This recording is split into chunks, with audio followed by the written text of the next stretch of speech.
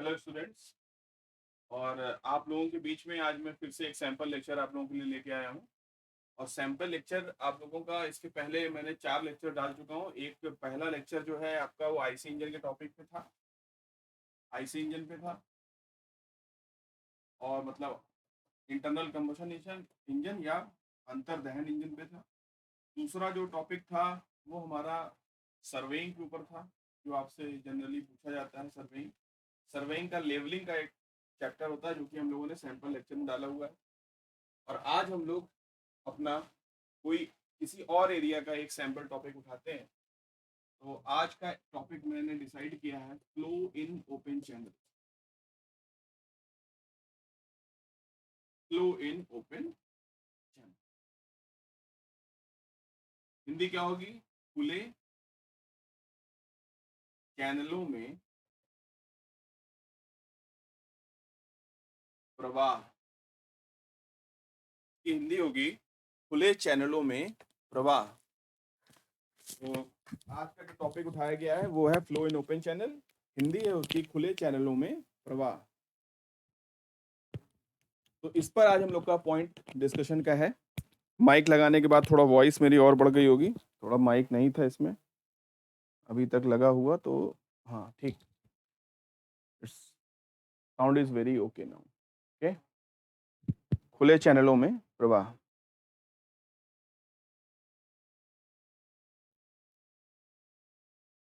ठीक है,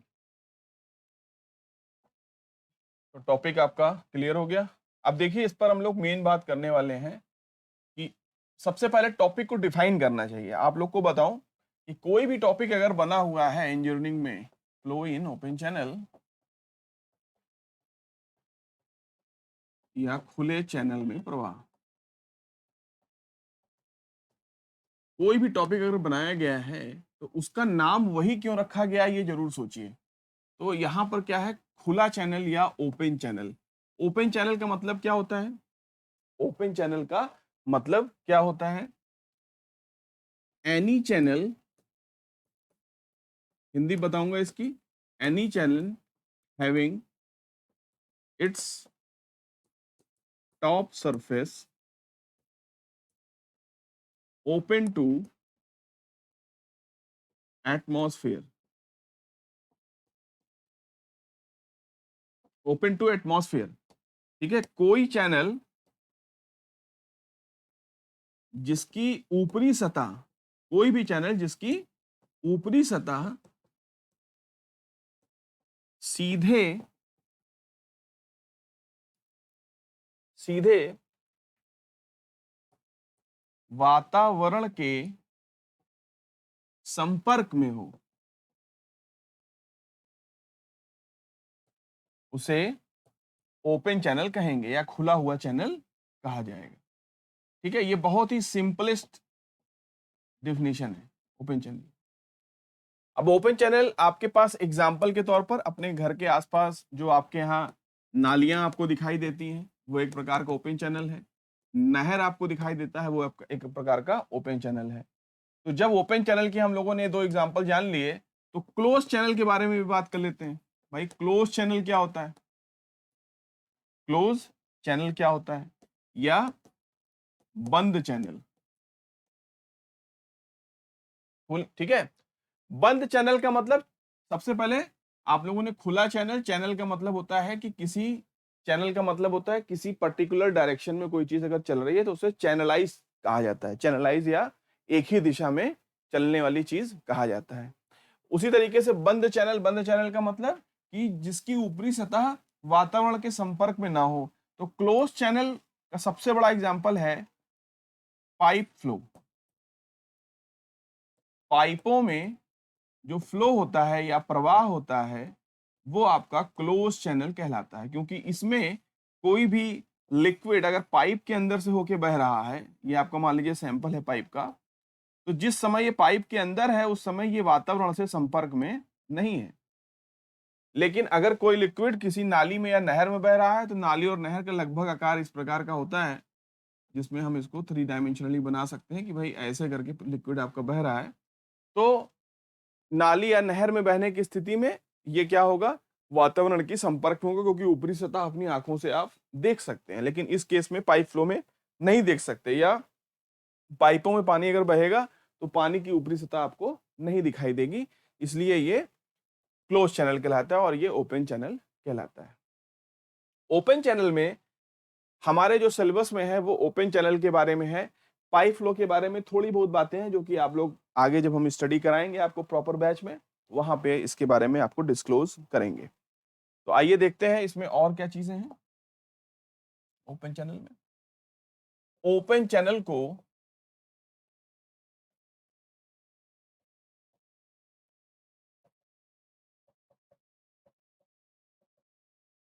दो प्रकार से परिभाषित किया गया है। पहला है इसका, या इसके दो टाइप हैं। पहला है प्रिज्मेटिक, प्रिज्मेटिक चैनल, इसका हिंदी भी यही लिखा जाता है,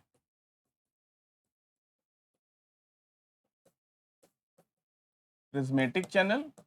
और दूसरा है, कोई भी चीज में नॉन लगा देंगे तो वो उसका उल्टा हो जाएगा, non prismatic channel.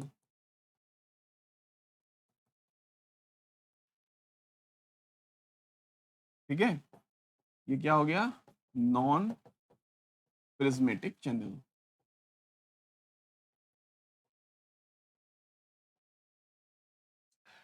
Prismatic channel का मतलब क्या होता है, ऐसा चैनल जिसका अनुप्रस्थ काट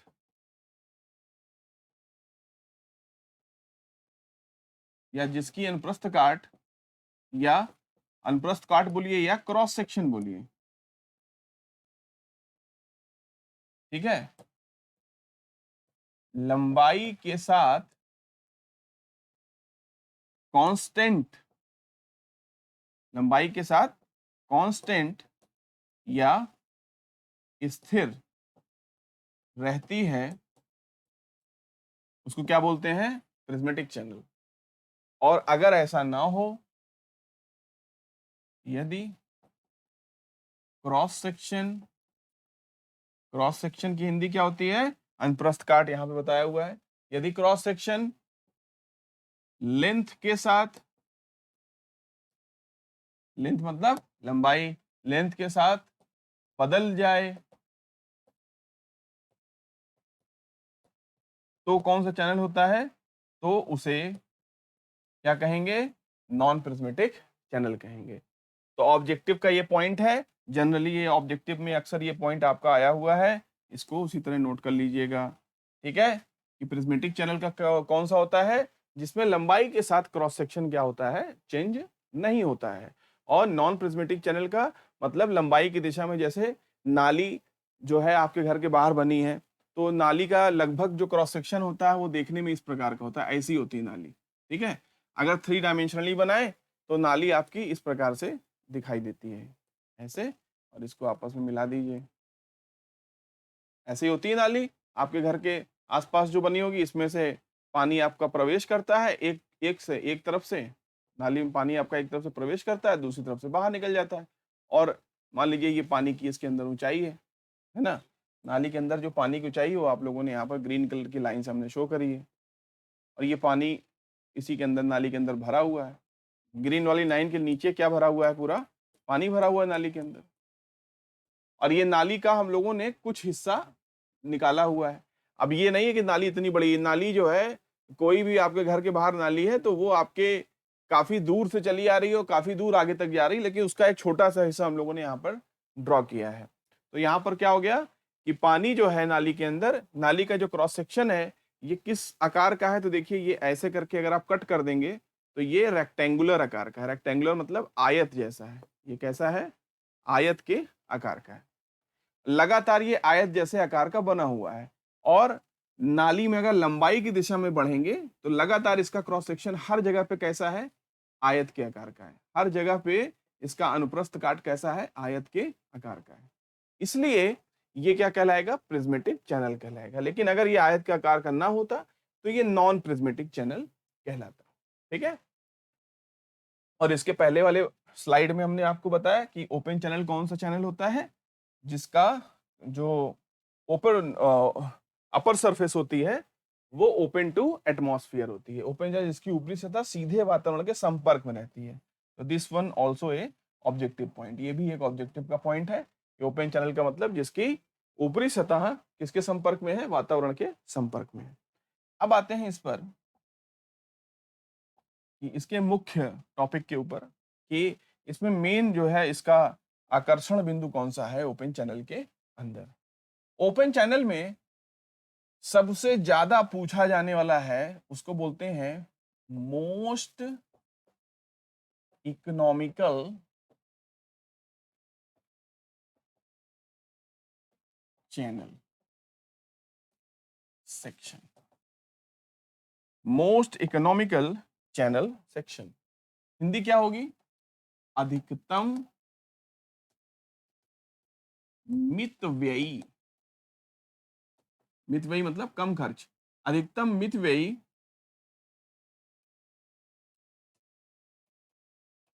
channel, most economical channel section या अधिकतम मितव्ययी चैनल। अब आपको ये चीज बताएं कि इसकी जो परिभाषा है उसी में सारी बातें छुपी हुई हैं। इसकी परिभाषा ये है, कोई चैनल की गई खुदाई या एस्केवेशन, खुदाई को इंग्लिश में क्या बोलते हैं? एस्केवेशन। आपके पास जो जेसीबी मशीन होती है, जो मशीन मट्टी से जमीन से मट्टी खोदती है, उसको क्या बोलते हैं? एस्केवेटर। तो ये क्या हो गई? एस्केवेशन। कोई चैनल की गई खुदाई में यदि अधिकतम डिस्चार्ज, डिस्चार्ज या हिंदी क्या बोलेंगे? निसरण, निसरण प्रदान करे तो उसे क्या कहेंगे? मोस्ट इकोनॉमिकल चैनल सेक्शन कहेंगे। मोस्ट इकोनॉमिकल या अधिकतम मितव्ययी कहेंगे। ठीक है? If any channel giving maximum discharge on A given excavation, ठीक है, इसकी इंग्लिश में नीचे लिख सकता हूं, अभी मैं बोल रहा हूं, आप लोग लिख लीजिए। If any channel giving maximum discharge on on given excavation is called most economical channel section. कोई चैनल की गई खुदाई में यदि अधिकतम डिस्चार्ज देता है तो उसके क्या बोलते हैं? मोस्ट इकोनॉमिकल चैनल सेक्शन बोलते हैं। अब आपको ये चीज पता है कि अगर आपके पास कहीं पर आपको चैनल बनाना है या नहर बनानी है तो आपको जाहिर सी बात है जमीन में खुदाई करनी पड़ेगी, और खुदाई आप काफी लंबाई में करेंगे क्योंकि आपको पता है नहर की लंबाई कम से कम 20 kilometre, 30 kilometre, 35 kilometre, 15 kilometre, 10 kilometre, ऐसे नहरें आपकी बनती हैं। तो नहर में आप क्या करेंगे? खुदाई करेंगे। खुदाई जब करेंगे तो कुछ पॉसिबल आकार ऐसे होते हैं जिन आकारों में हम लोग अपने नहर को बनाते हैं। या तो नहर नहर में, अब देखिए नहर का चैनल सेक्शन की बात हो रही, तो चैनल सेक्शन कैसे पता चलेगा? अभी थोड़ी देर पहले मैंने आपको बताया, लंबाई के अनुसार मैंने आपके सामने एक डिजाइन बनाई थी कि लंबाई के अनुसार कोई नाली कैसे दिखती है, वो आपकी लंबाई के अनुसार ये ऐसे दिखाई दे रही है। वही चीज मैं फिर से बनाने जा रहा हूं। मान लीजिए एक चैनल सेक्शन आपका है जो लंबाई के अनुसार मैं यहां बना रहा हूं, वो इस प्रकार से। अब एक नहर आपकी बनाई गई, उस नहर का केवल कुछ हिस्सा यहां मैं ड्रॉ कर रहा हूं। नहर अगर 15 किलोमीटर लंबी है तो मैं केवल उसका 10 मीटर यहां पे ड्रॉ कर रहा हूं बस, जिससे हम लोग ये समझ सकें, क्योंकि नहर का क्रॉस सेक्शन पूरी नहर में क्या है? एक जैसा है। ठीक है? तो ये नहर का केवल 10 मीटर का हिस्सा हमने यहाँ पर ड्रॉ कर दिया। अब क्योंकि नहर जो है आपकी क्या है? खुली हुई है ऊपर से, नहर ऊपर से खुली हुई है, इसलिए क्या है? ओपन चैनल है। अब नहर में कुछ ऊंचाई पे पानी भर के बह रहा है, यहां पर जब हमने नहर की खुदाई कर दी, एक नहर बना दी, तो हमें यहां पर यह डिसाइड करना है कि पानी की ऊंचाई कितनी रखी जाए कि इस नहर से प्राप्त होने वाला निसरण निसरण या डिस्चार्ज मैक्सिमम प्राप्त हो।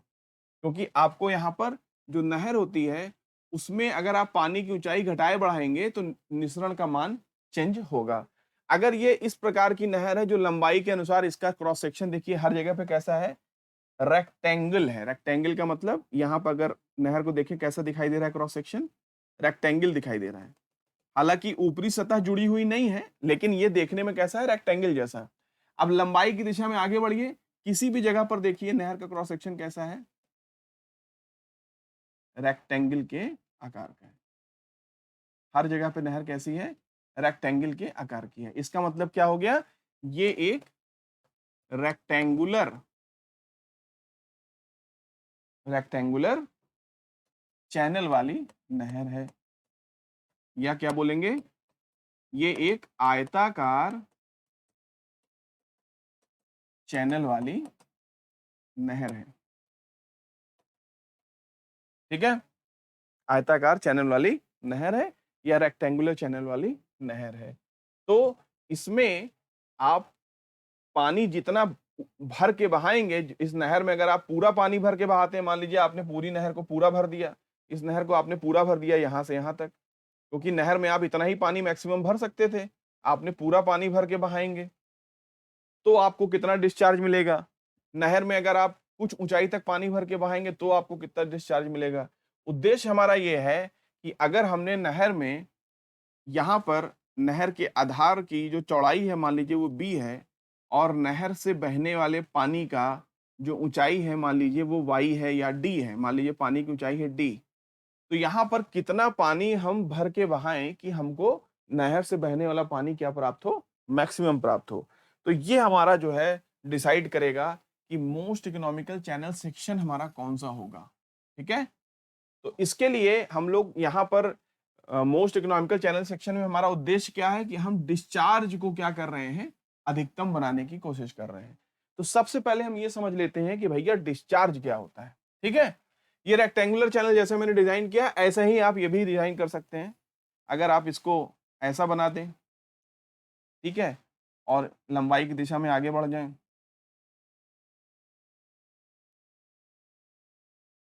तो ये सेक्शन यहाँ पर देखिए रेक्टेंगुलर था। अगर ये नहर में लंबाई की दिशा में बढ़ने पर सारे सारे सेक्शन या सारी अनुप्रस्थ काट नहर को लंबाई ऐसे काटने पर ये कैसा दिख रहा है, आयताकार। इसको काटने पर ये कैसा दिख रहा है, ऐसा दिख रहा है। इसका मतलब ये दिखने में कैसा है, समलंबाकार है। कैसा है, समलंबाकार। समलंबाकार का मतलब क्या होता है, ट्रैपेजॉइडल। कैसा है ये, ट्रैपेजॉइडल या समलंबाकार। तो समलंबाकार अगर चैनल है, मतलब जैसे जैसे हम चैनल की लंबाई की दिशा में बढ़ेंगे प्रत्येक स्थान पर देखने में वो कैसा है, इस आकार का है। ठीक है, अगर इसको यहां पर ड्रॉ कर लें अलग से तो ये देखने में कैसा था, रेक्टेंगल के आकार का था। ठीक है, ये देखने में कैसा है, समलंब के आकार का है। ठीक है, उसी तरीके से अगर किसी चैनल सेक्शन में हम आगे लंबाई की दिशा में बढ़े, प्रत्येक क्रॉस सेक्शन गोलाई में है, तो ये कैसा है, सर्कुलर है। कैसा है, सर्किल के आकार का है।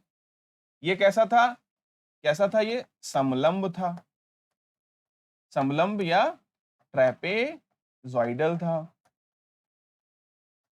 ये क्या हो गया, वृत्त। ये क्या हो गया, रेक्टेंगल,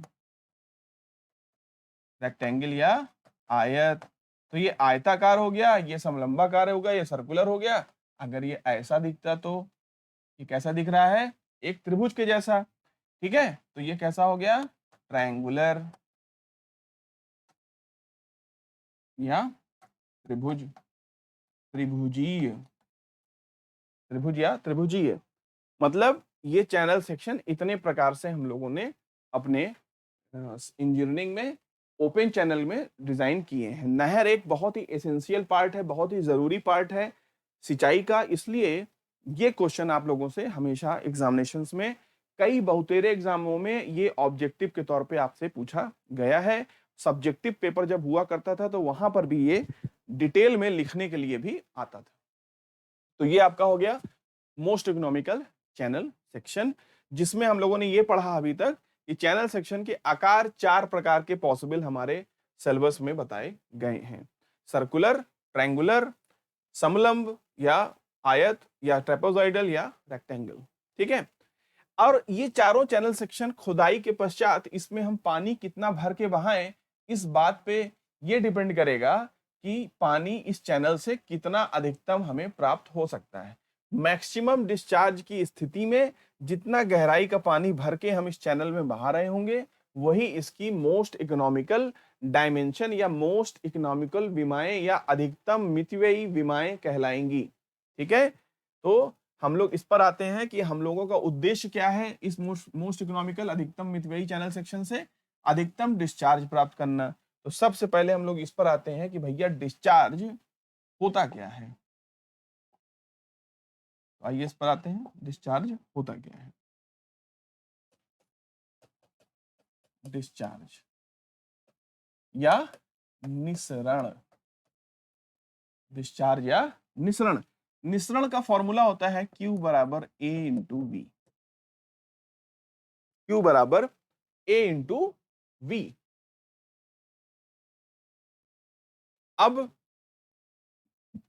ये हो गया डिस्चार्ज और A इंटू वी में A हो गया एरिया ऑफ फ्लो, बहाव का एरिया, और V हो गया वेलोसिटी ऑफ फ्लो।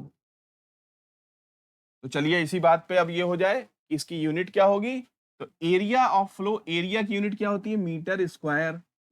क्षेत्रफल की यूनिट क्या होती है, एरिया ऑफ फ्लो का मतलब क्या हो गया, बहाव का क्षेत्रफल। ये क्या हो गया, बहाव का क्षेत्रफल। और ये क्या हो गया, वेलोसिटी ऑफ फ्लो मतलब बहाव का वेग। बहाव का वेग किसमें से, इसके पहले डायमेंशन, इसके पहले हमने चित्र बनाया है किसमें से, ओपन चैनल से, खुले हुए चैनल से जिसकी ऊपरी सतह वातावरण में खुली हुई है। ठीक है, ओपन चैनल से या किसी नाली से या किसी नहर से। किसी नहर में, किसी नहर के अंदर जितने हिस्से से पानी भर के बह रहा है वो उसका क्या कहलाएगा, बहाव का क्षेत्रफल। अगर नहर पूरी भर के बह रही है तो नहर का जो पूरा क्रॉस सेक्शन है, अगर नहर की पूरी अनुप्रस्थ काट है वो बहाव का क्षेत्रफल कहलाएगी। अगर नहर आधी भर के बह रही है तो नहर की आधी ऊंचाई तक पानी जब अगर भर के बह रहा है तो पूरे क्षेत्रफल का आधी ऊंचाई में जितना पानी जितने क्षेत्रफल से भर के बह रहा है उतना ही एरिया क्या कहलाएगा, अनुप्रस्थ काट उसकी कहलाएगी बहाव का क्षेत्रफल। ठीक है, कहने का ये मतलब है कि अगर मान लीजिए यहाँ पर हम आपके सामने एक डायग्राम बनाए, ये एक आयताकार चैनल वाली नहर है, इसमें अगर पानी पूरा भर के बह रहा है तो नहर की गहराई कितनी है D, और नहर के आधार की चौड़ाई है B, तो बहाव का क्षेत्रफल कितना हो जाएगा, A का मान B गुणे D। और अगर मान लीजिए इसी चैनल में पानी पूरा ना भर के आधा भर के बह रहा होता तो कितनी ऊंचाई तक बह रहा है, D/2 ऊंचाई तक भरा हुआ है, और आधार की चौड़ाई तो उतनी ही रहेगी B के बराबर। तो इसका एरिया कितना हो जाएगा, B इंटू D/2। ठीक है, और इसका वेग, वेग जो होता है वेलोसिटी ऑफ फ्लो, वेग नापने के लिए जो इंस्ट्रूमेंट हम लोग इस्तेमाल करते हैं उसको क्या बोलते हैं, करंट। और ये बहुत बार ऑब्जेक्टिव में पूछा गया है कि velocity of flow open channel में नापने के लिए, ओपन चैनल में नापने के लिए किसका इस्तेमाल करते हैं, तो उसको क्या बोलते हैं, करंट मीटर। हिंदी में भी ऐसे लिखा रहता है, करंट मीटर। करंट का मतलब होता है धारा, तो ओपन चैनल में करंट मीटर। करंट मीटर कैसा होता है, ऐसा होता है इस तरीके से, और यहाँ पर ऐसे ऐसे इसमें कटोरियां लगी होती हैं। ठीक उसी तरीके से जैसे आपके घर के आसपास ऑटो वाले होते हैं, वो अपने ऑटो के ऊपर एक ऐसे करके एक वो लगाए रहते हैं, एक चक्कर लगाए, एक चक्रा लगाए रहते हैं। जब ऑटो चलती है तो उसमें हवा पड़ती है जिसकी वजह से वो घूमने लगता है। ठीक उसी तरीके से करंट मीटर भी देखने में ऐसा होता है, यहाँ से एक डंडी होती है, इसको लेके जाइए और नदी जहां से बह रही है, नहर जहां से बह रही है, नहर की ऊपरी सतह पर छुआइए। जैसे ही छुआएंगे इसमें पानी लड़ेगा, पानी लड़ने की वजह से ये क्या होगा, अब ऐसे ऐसे घूमना चालू कर देगा। तो जितने चक्कर ये घूमेगा 1 मिनट के अंदर, उसके थ्रू हम लोग क्या निकाल लेते हैं कि ये धारा पानी की कितनी तेज बह रही है, वही उसकी क्या कहलाती है, वेलोसिटी ऑफ फ्लो कहलाती है। तो current meter velocity of flow को नापता है किसमें, ओपन चैनल में। ये ऑब्जेक्टिव का बहुत महत्वपूर्ण पॉइंट है। हम लोग इस पर थे कि डिस्चार्ज की यूनिट क्या होगी। डिस्चार्ज की यूनिट क्या है, एरिया ऑफ फ्लो कितना हो गया, meter square. Velocity of flow, velocity की जो यूनिट होती है या इसकी जो मात्रक होता है, एरिया क्षेत्रफल का मात्रक मीटर स्क्वायर, और वेलोसिटी की यूनिट या इसका मात्रक क्या होता है, मीटर प्रति सेकंड। तो यहां पर बेसिकली आप क्यू का मान निकाल रहे हैं, तो क्यू का जो फॉर्मूला है वो एरिया इंटू वेलोसिटी है। तो हम क्या लिखेंगे, क्यू बराबर एरिया इंटू वेलोसिटी। यूनिट क्या हो जाएगी, मीटर स्क्वायर में किसका गुणा हुआ, मीटर प्रति सेकंड का। तो यूनिट क्या हो गई, मीटर क्यूब प्रति सेकंड। अगर डिस्चार्ज की यूनिट है मीटर क्यूब पर सेकंड, तो ये बेसिकली आपको बता क्या रहा है, ये आपको ये बता रहा है कि 1 सेकंड में कितने मीटर क्यूब पानी बह रहा है। किस जगह से, किसी जगह पे जहां पे आप ऑब्जर्व कर रहे हैं, जहां पर आप देख रहे हैं। ठीक है, मान लीजिए कि ये एक चैनल है जो कि आयताकार आकार का है। इसमें आपने अपने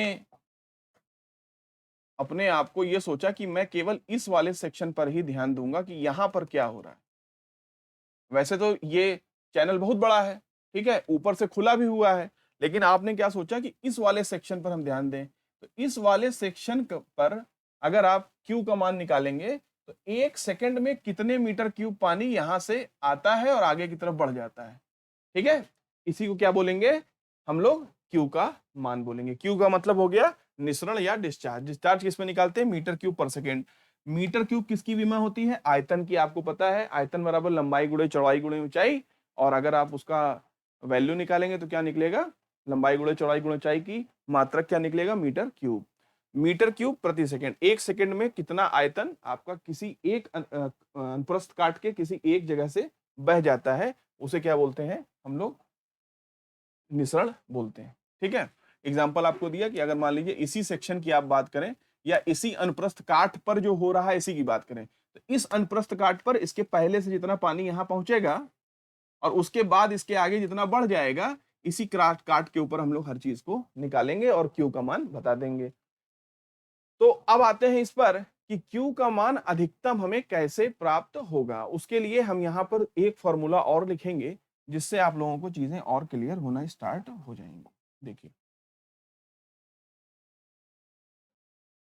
यहां पर एक फॉर्मूला है।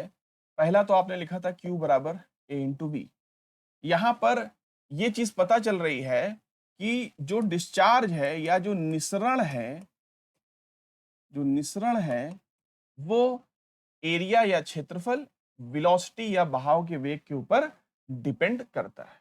ठीक है, तो यहां पर एरिया जो है वो तो आपका उसी तरह है, लेकिन बहाव के वेग का एक फॉर्मूला और है जिसको हम लोग बोलते हैं सी अंडर रूट आर एस। सी अंडर रूट आर एस, यहां पर जो सी होता है इसको बोला जाता है चेज कांस्टेंट, या हिंदी में बोलते हैं चेजी गुणांक,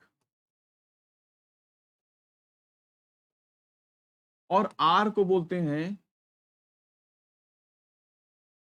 हाइड्रोलिक रेडियस, या इसकी हिंदी होती है जलीय त्रिज्या। आज थोड़ा एसी नहीं चल रहा है स्टूडियो में तो पसीना काफी हो रहा है मुझे। ठीक है, और जलीय त्रिज्या, और एस को बोलते हैं बेड स्लोप। ठीक है, या चैनल की प्रवणता।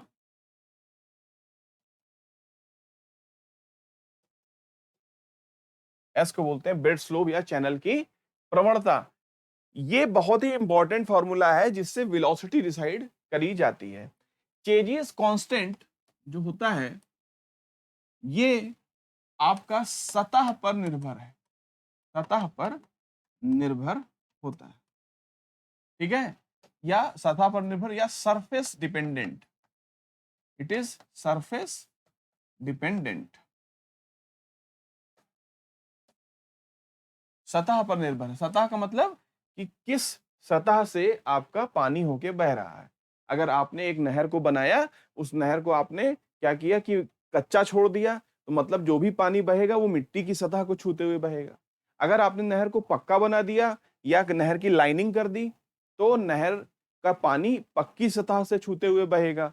तो नहर आपका ये जो सी का मान है, इसी के ऊपर ये डिपेंड करता है कि ये किस प्रकार की नहर है और किस प्रकार से पानी इसके अंदर बह रहा है, किस सतह से छूकर बह रहा है। तो कच्ची नहर में मिट्टी से बहेगा, पक्की नहर में ईंटों की नहर है तो ईंटों को छू के बहेगा, कंक्रीट से नहर आपने बना दी तो कंक्रीट को छू के बहेगा। ठीक है, सब कुछ डिपेंड करेगा किस प्रकार से आपने नहर को बनाया है या कंस्ट्रक्शन उसका किया है। हाइड्रोलिक रेडियस और बेड स्लोप, इसमें सबसे पहले आप समझ लीजिए बेड स्लोप क्या होता है। बेड स्लोप का मतलब यह है कि जब हम नहर को बनाते हैं तो हमेशा क्या करते हैं कि नहर का जो जैसे जैसे नहर में लंबाई में हम आगे की तरफ बढ़ते जाएंगे नहर में, मान लीजिए आप जिस जगह पे खड़े हैं यहां से नहर स्टार्ट हुई और 10 किलोमीटर लंबी नहर आपको बनानी है, तो हम जिस पॉइंट पर खड़े हैं यहां से 1 किलोमीटर दूर जो नहर में अगला पॉइंट पड़ेगा, वो जिस ऊंचाई से नहर को चालू किया गया है अगला पॉइंट उससे थोड़ा नीचे रखना पड़ेगा। तो उससे फायदा क्या होगा, नहर का पानी अपने से बहेगा। जैसे किसी नत समतल पर, किसी इंक्लाइंड प्लेन पर अगर किसी वस्तु को आप रख दीजिए, तो वस्तु को रखने पे क्या होता है कि इसमें इस डायरेक्शन में ये अपने आप चल देती है, इस पर आपको कोई बल नहीं लगाना पड़ता। आप क्या करिए, किसी ढलानदार जगह पर अगर आप वस्तु को रख देंगे तो नीचे भागने लगेगी। तो हम लोग क्या करते हैं बड़ी चालाकी से, नहर को जैसे जैसे नहर आगे बढ़ रही है, नहर में ढाल बना देते हैं। नहर में ढाल बना देते हैं। ढाल कहाँ बनाते हैं, नहर के अंदर बनाते हैं। तो मान लीजिए इस जगह पर आप अभी थे जहां पर नहर स्टार्ट हुई थी, मान लीजिए जहां से स्टार्ट हुई नहर उसे बोलते हैं 0 किलोमीटर। यहां से नहर स्टार्ट हुई और नहर को वैसे जाना तो बहुत लंबा है, 10 किलोमीटर तक जाना है, लेकिन आपने क्या किया कि नहर का 1 किलोमीटर तक पहले नहर को आपने डिजाइन किया। उसमें क्या किया कि भैया नहर में 1 किलोमीटर दूरी तक में अगर नहर हमने यहाँ से स्टार्ट की है तो यहाँ पर 1 मीटर नीचे ये पॉइंट होना चाहिए। मतलब जमीन से अगर आप 36 दिशा में चलते, 36 दिशा में आए, तो जहां पर आप खड़े थे वो 36 से 1 मीटर की ऊंचाई पर थी, और उसके बाद आप आगे की तरफ बढ़े और जहां पर 1 किलोमीटर पूरा हुआ वहां पर जो 36 दिशा थी और ये जो जगह थी वो एक ही जगह पहुंच गई। बेसिकली बात यह है कि इस तरीके से समझने के बजाय आप ऐसा समझिए कि अगर आपको नहर में पानी इस प्रकार से आगे बढ़ाना है कि आपको पीछे से पंप न लगाना पड़े या बाहर से कोई बल पानी के ऊपर न लगाना पड़े, तो आप क्या करेंगे, नहर जिस पॉइंट से स्टार्ट हुई है नहर के आगे वाले जितने भी बिंदु हैं उन बिंदुओं को इस वाले बिंदु से नीचा रखिए। तो हमेशा क्या होगा, पानी की प्रकृति क्या होती है, पानी हमेशा ऊपर से नीचे की तरफ बहता है। तो अगर आप नहर के शुरुआती बिंदु को या जहां से नहर स्टार्ट हो रही है उस पॉइंट को ऊंचा रखेंगे और आगे की तरफ बढ़ने पर अगले पॉइंट को नीचा रखेंगे, तो पानी खुद ही आगे की तरफ बढ़ता रहेगा और हमें बाहर से पावर देने की कोई जरूरत नहीं पड़ेगी।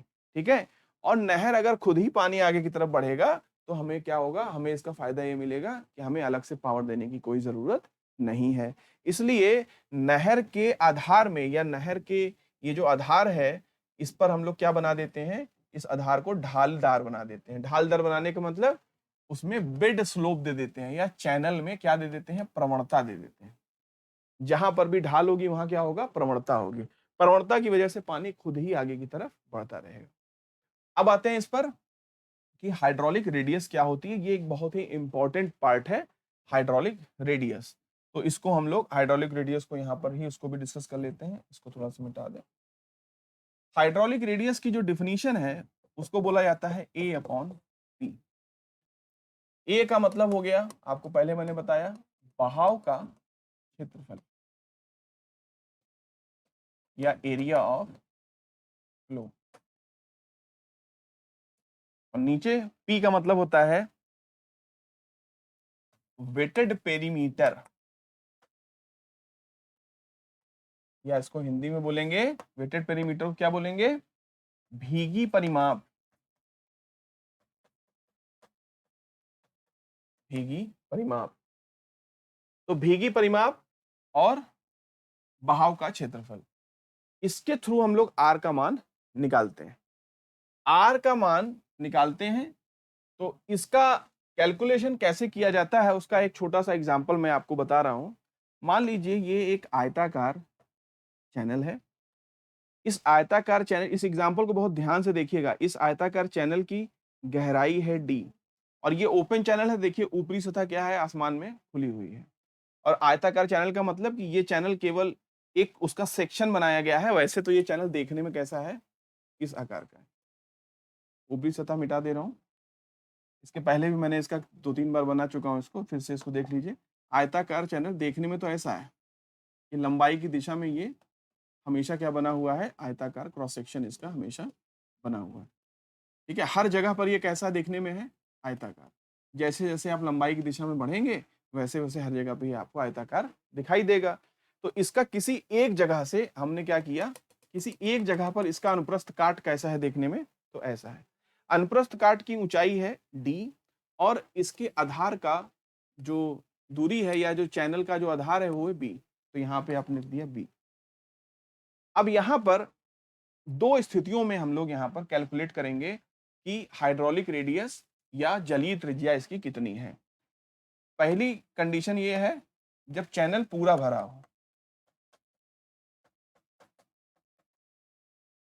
जब पूरा चैनल भरा होगा तो पूरा भरे वाले चैनल को मान लीजिए मैं येलो से बना रहा हूं।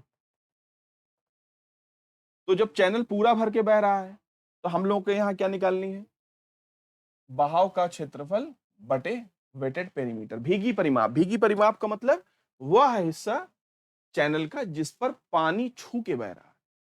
और क्रॉस सेक्शनल एरिया, बहाव का क्षेत्र मतलब वह हिस्सा जितने से पानी होके बह रहा है। तो यहाँ बहाव का क्षेत्रफल कितना है देखिए, क्योंकि पानी की गहराई कितनी है, डी है।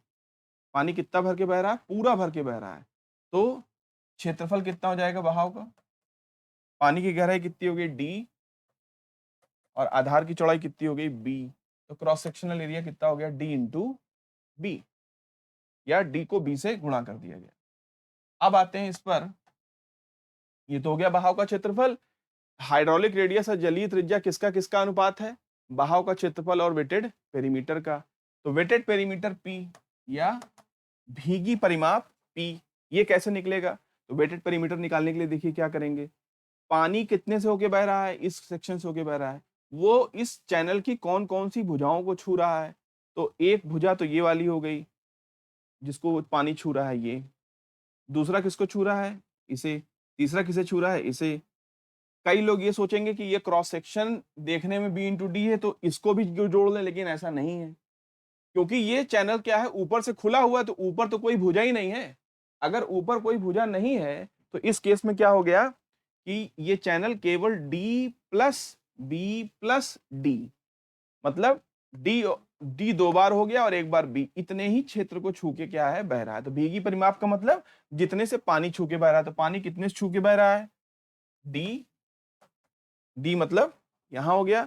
अगर इसको लिख दिया जाए ऐसे, ए बी सी और डी, तो पानी किसको छू छू के बह रहा है, ए बी, बी सी और सी डी। ए इंटू ए से लेकर डी तक में कोई भुजा है ही नहीं, क्योंकि ये चैनल क्या है, ओपन चैनल है, ऊपरी सतह खुली हुई है। तो यहां पर क्या लिखेंगे, इसका भीगी परिमाप का जो मान लिखेंगे, क्या क्या हो जाएगा, तीन चीजें जोड़ दीजिए। क्या क्या जोड़ दिया गया, A B plus B C plus C D, तो क्या हो गया, D plus B plus D, मतलब कितना हो गया, बी प्लस 2D। और अगर चैनल आधा भरा हो उस केस में क्या होगा, अभी तो पूरा भरा था, अगर आधा भरा हो तो वेगी परिमाप आपने निकाला ए और पी। तो अगर आपसे बोला जाए पूरा भरा हो, इस केस में आप निकाल दीजिए क्या, यही जलीय त्रिज्या आर। इस केस में आर कितना निकलेगा, तो ए का मान देखिए कितना निकला है, डी गुणे बी। पी का मान कितना निकला है, B plus two D, B plus two D से भाग कर दीजिए। तो ये क्या मिल गया आपको, चैनल की जलीय त्रिज्या का मान। जलीय त्रिज्या का मान एक बहुत ही इंपॉर्टेंट मान है, क्योंकि चैनल का वेग जलीय त्रिज्या पर डिपेंड करता है और जितना ज्यादा वेग होगा, जलीय त्रिज्या जितनी ज्यादा होगी वेग उतना ज्यादा होगा, जितना ज्यादा वेग होगा उतना ही ज्यादा डिस्चार्ज मिलेगा। ठीक है, तो इसलिए जलीय त्रिज्या के ऊपर हमारा फोकस बहुत ही ज्यादा रहता है। तो आर हो गया। आर के बाद आते हैं जब चैनल आधा भरा हो। आधा भरा होने के केस में मैं यहाँ पर इसी चैनल में कलर चेंज कर रहा हूं। अगर चैनल आधा भरा होके बह रहा होगा तो मतलब चैनल की कितनी गहराई पानी में है, D/2। अब इस केस में जरा ए और आर का मान लिखिए। ए का मान कितना हो जाएगा, देखिए ए मतलब बहाव का क्षेत्रफल। बहाव का क्षेत्रफल अब केवल इतना ही निकलेगा क्योंकि पानी आधा भरा हुआ है। ये चौड़ाई तो बी ही रहेगी लेकिन D/2 हो गया। तो आयताकार चैनल है तो एरिया कितना हो गया, D/2 में किसका गुणा कर देंगे, बी का। D/2 में बी का गुणा कर दिया, मतलब ये हो गया, ये तो था D इंटू बी क्योंकि पूरा भरा था, ये आधा है तो D इंटू B/2 हो गया। अब आते हैं वेटेड पेरीमीटर पे P। वेटेड पेरीमीटर जब निकालेंगे तो जैसे यहां पर हमने क्या किया था, A B B C C D इसके पहले वाले में जोड़ा था क्योंकि इतने से ही पानी छू के बह रहा था। देखिए अब पानी कितने से छू के बह रहा है, यहां से यहां तक D/2, यहां से यहां तक B और यहां से यहां तक D/2, इतना ही एरिया तो छू के बह रहा है। और ऊपरी सतह कोई मतलब नहीं क्योंकि ऊपरी सतह पे कोई भुजा ही नहीं है। ठीक है, ये क्योंकि ओपन चैनल है तो D/2 plus B plus D/2 यहां मैं लिख देता हूं कि D/2, D में 2 से भाग कर दीजिए, प्लस B और D/2। D/2 मतलब D/2 D/2 दोनों मिलकर कितना बन जाएगा, D बन जाएगा। 1/2 1/2 कितना होता है, 1 होता है। तो D प्लस B। अब आधा अगर भर के बह रहा था तो इस केस में जरा हाइड्रोलिक रेडियस निकालिए। तो R का मान देखिए इस केस में कितना आ जाएगा, R बराबर एरिया कितना हो गया, DB/2, तो D इंटू B/2। और हाइड्रोलिक वेटेड पेरीमीटर कितना है, D प्लस B। देखिए मान में कितना फर्क है, यहां पर क्या है, D into B/B plus 2D। यहां क्या मान है, D into B/2 B plus D या D प्लस B। तो ये आपके दोनों ही मानों में आपको डिफरेंस दिखाई दे रहा है। तो पानी जितना भर के बह रहा है उतने ही पानी का क्षेत्रफल निकालना है और वह पानी जितनी भुजाओं को जितने में छू रहा है उतने ही भुजा का परिमाप लिख देना है। ठीक है, तो इस प्रकार से हाइड्रोलिक रेडियस को कैलकुलेट करते हैं। और यहां पर सबसे महत्वपूर्ण बात यह है कि चैनल का जो स्लोप है वो एक कांस्टेंट चीज है। ये क्या होता है, कांस्टेंट होता है, कांस्टेंट या स्थिर होता है। कोई भी चैनल आपने बनाया तो उसका जो प्रवणता है वो स्थिर है। चैनल की सतह जिस भी मटेरियल की बनी है वो भी एक कांस्टेंट है या चेजिस गुणांक क्या है, एक स्थिर चीज है या कांस्टेंट है, स्थिरांक है। तो अगर ये स्थिरांक है और ये स्थिरांक है तो इसका मतलब क्या हो गया कि V और R या जलीय त्रिज्या और बहाव का वेग ये आपस में क्या हो जाते हैं, डायरेक्टली प्रोपोर्शनल या समानुपाती हो जाते हैं। तो V और √R ये आपस में क्या हो गए, समानुपाती हो गए।